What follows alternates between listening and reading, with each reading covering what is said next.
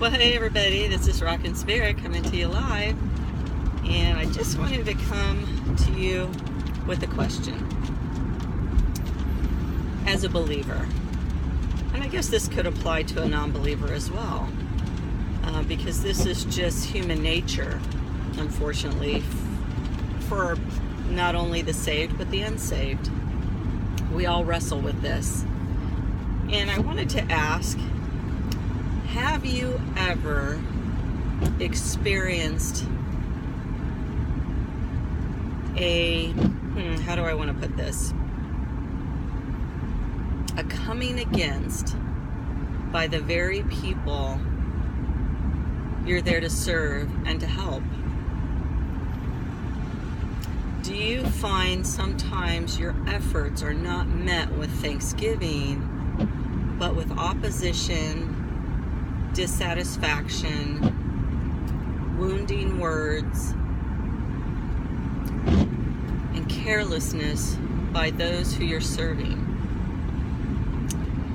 And what I mean by that is sometimes we're in relationship with others, whether it be family or work relationships, neighbors, people that you have interaction with, and sometimes regularly. And you are there because it is God's allowance or plan for your life. And when you're there and you're placed in a situation, the Bible tells us we're supposed to labor as unto the Lord. So regardless of the response that we get from those receiving from us, we are supposed to serve as if the Lord is standing before them, if that makes sense. So what we do unto the Lord, and we are called to do it with all our might. And it really doesn't matter how the receiver takes that. If you know you're serving the Lord with all your might and you're doing what He has called you to do. You know, there's scriptures in the Bible that talk about masters that are hard on their servants.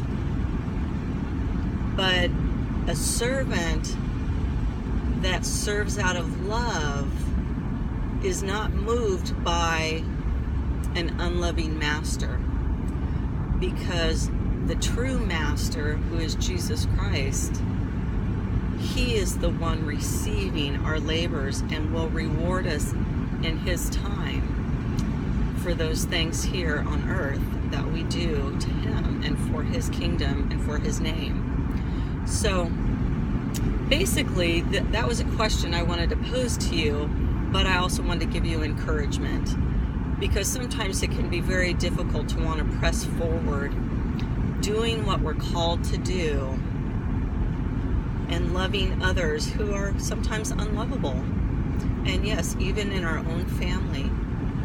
And sometimes it doesn't make much sense to me, but I know the Bible tells that we live in treacherous times with all sorts of evils. And that's not limited to only the unsaved. That even comes from the saved, who are walking in the flesh, who are weak and not staying close to the Lord and staying prayed up and seeking His word to build them up. They too can fall, myself included. But what you do with the offense is what matters. The word says, do not be offended. And do not walk in a spirit of offense, because that is not from God. That is the enemy trying to affect us and push us off the line, off that yellow brick road, so to speak, that we're supposed to walk on for the sake of the kingdom, the road that Jesus walked on. And so, even if you're met with criticism, and even if you're serving a dictator, do it as unto the Lord. Put the Lord in front of them and have kind eyes and busy hands and be steadfast, and don't let the enemy that works through them cause you not to work as unto the Lord.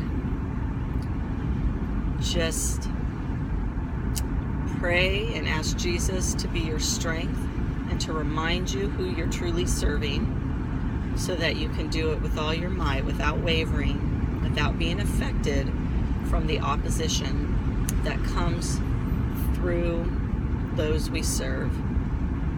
And press on, because you will be rewarded. And you know what? At the end of the day, when you do that and you don't let those who are doing wrong affect you, you are able to walk with a clean conscience, and you will feel light, and you will feel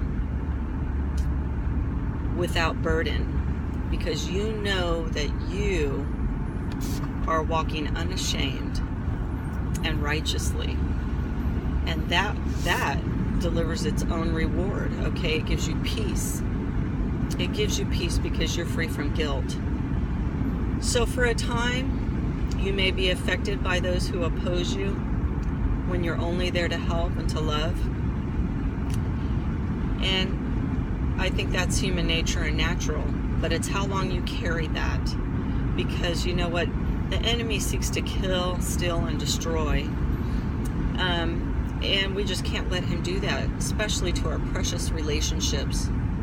You know, if they're with your spouse or your children or your parents or your siblings or your best friends, and even your coworkers who you earn a living. You know, you don't want to mess those relationships up, but you can't be faulted for standing with integrity and with truth and standing in love. God will always have your back when you walk according to His word. He promises us that. He will be our advocate. We don't need to defend ourselves. That's not meaning that we're not affected by those behaviors of others, but we don't have to walk as if we're guilty because somebody else doesn't see our righteousness or appreciate the love that we give and offer and our help. But God is smiling down upon you when you walk according to His will and His word. So with that, take courage, be of good cheer, for Jesus has overcome the world and everything it can throw at you. So walk in victory, walk in peace, stay humble, and love. The greatest of these is love. God bless, and make it a great day.